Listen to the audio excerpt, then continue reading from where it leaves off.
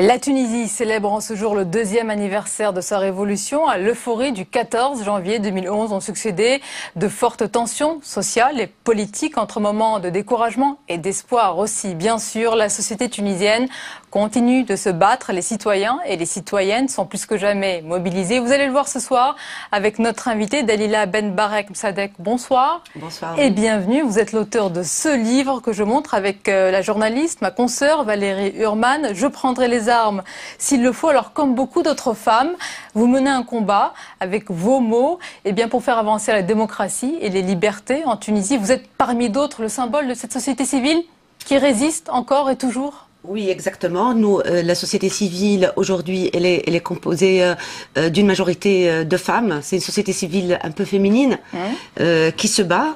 Dans ce livre, justement, je voulais parler des coulisses de cette société civile qui bouge tout le temps, qui est dans la rue, qui manifeste, qui est aussi une force de proposition, qui essaye d'apporter son apport dans cette période de transition démocratique. Je vais préciser que vous êtes avocate, vous êtes spécialisée en droit social et droit du travail, et vous êtes à l'origine en fait d'un mouvement citoyen, comme il y en a beaucoup en Tunisie, et vous apportez votre pierre au débat public et politique. Exactement, je suis cofondatrice du réseau de Stourna, c'est la traduction du mot notre constitution.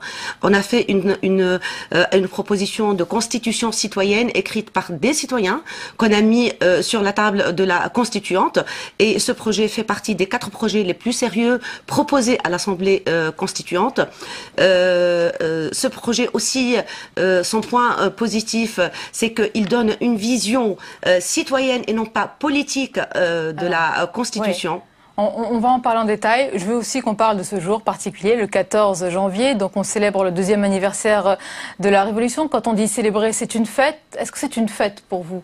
Non, pas cette année. En fait, la célébration cette année s'est faite sous le slogan de la semaine de la colère.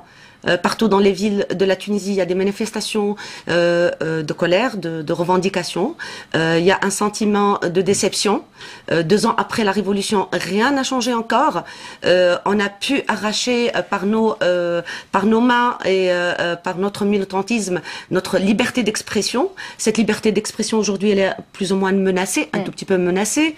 Alors, on va en parler justement. Votre réaction, Didier François, c'est un long cheminement vers la démocratie, vers l'acquisition des libertés. Il est encore très long et... Oui, c'est une bataille. Enfin, je pense que vous l'expliquez très bien. C'est un vrai processus dans lequel sont engagés les Tunisiens. J'étais récemment, justement, après les manifestations sur l'ambassade des États-Unis, effectivement, qui a provoqué d'ailleurs, je pense, une réaction très forte dans l'ensemble de la population, qui ne pensait pas que c'était possible qu'en Tunisie, on attaque une ambassade occidentale sans raison. Je pense qu'il y a une vraie prise de conscience qui a eu lieu. Puis, il y a une aspiration qui est née avec la chute de Ben Ali, et c'est vrai qu'il y a toute une partie de la population qui aujourd'hui ne veut pas se voir confisquer ce qu'elle a gagné. Et ce qui est malheureux, c'est qu'aujourd'hui on dit que cet événement de violence contre l'ambassade des États-Unis était l'occasion pour que le gouvernement se reprenne un tout petit peu et accepte d'appliquer la loi contre tous ceux qui exercent la violence. Alors, le titre de ce livre, c'est, je le rappelle, je prendrai les armes s'il le faut, mais prendre les armes contre qui?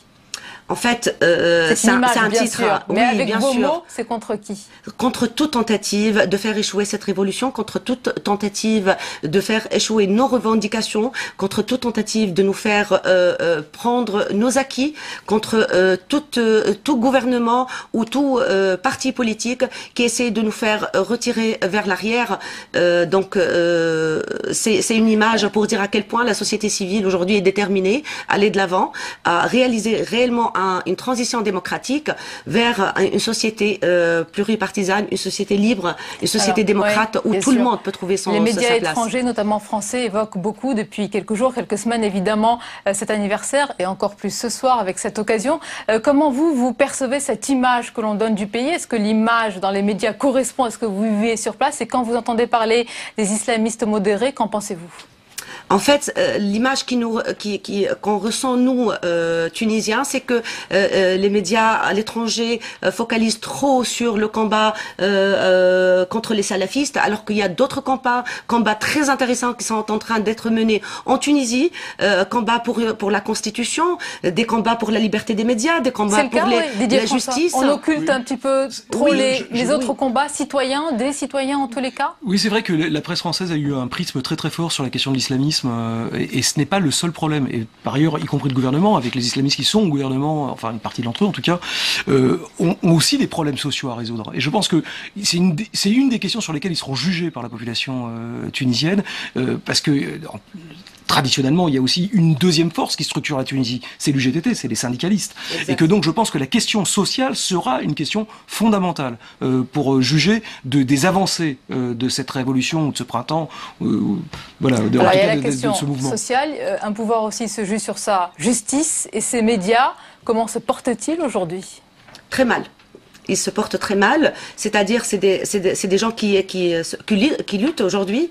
Les juges, maintenant, ils sont dans la rue devant l'ANC. Il y a 2 jours, ils ont manifesté pour demander l'instauration des institutions qui garantissent leur liberté, leur indépendance.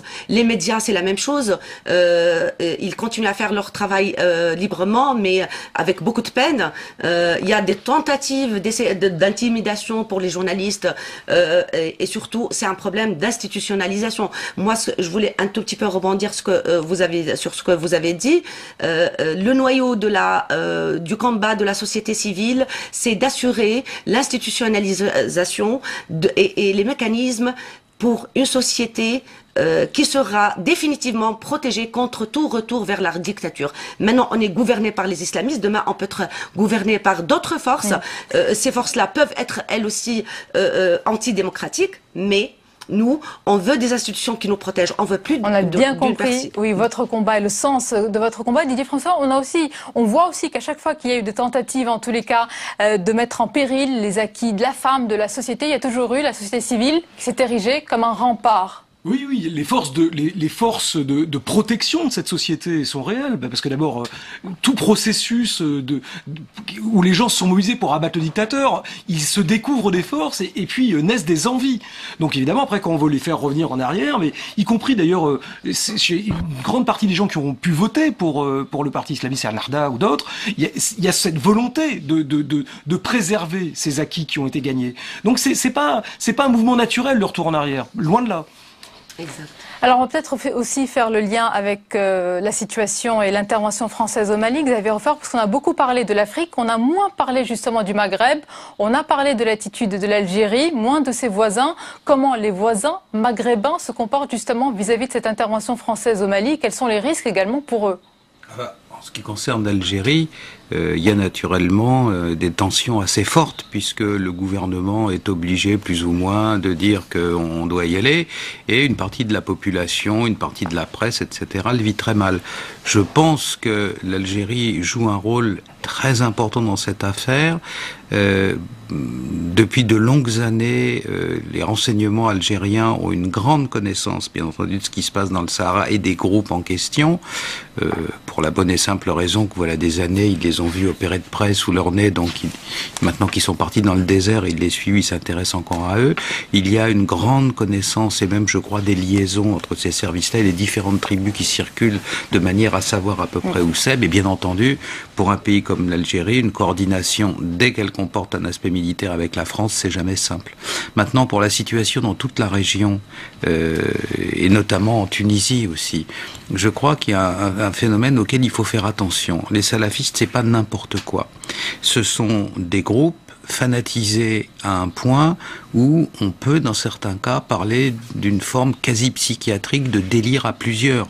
On a des gens, pour employer une expression populaire, ils se montent le bourrichon entre eux, et en même temps, comme il y a la crainte mortelle entre eux de l'apostasie, ils ont tous peur les uns des autres. Donc à partir du moment où ils se lancent dans une direction, même absurde, même meurtrière, il n'y a pas de frein. Vous comprenez, c'est la raison pour laquelle des groupes, le Hamas l'a compris dans la bande de Gaza, où il les a cassés assez méchamment d'ailleurs, mais je crois que soit de gré, soit de force, il ne faut pas laisser ces groupes prospérer, il faut les dissoudre.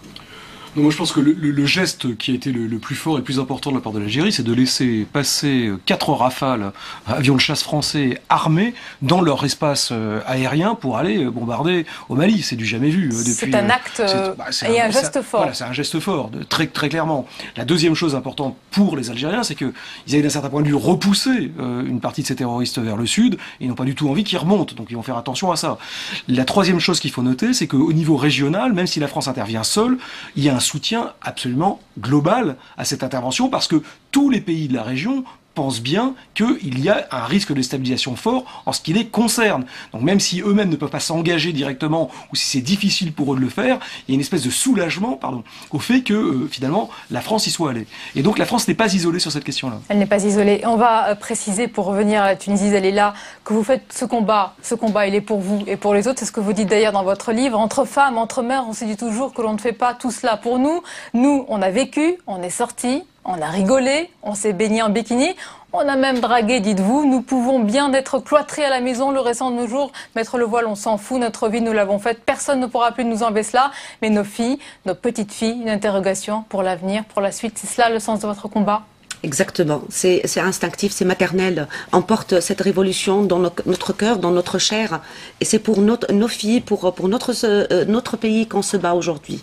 Merci beaucoup d'avoir été nos Merci invités. Merci aux téléspectateurs de nous avoir suivis. Je précise que Jean-Pierre Bel, le président du Sénat, qui devait être notre invité, est toujours retenu à Matignon. Il y avait donc beaucoup de choses à se dire, Didier François, sur les contours de cette guerre, de cette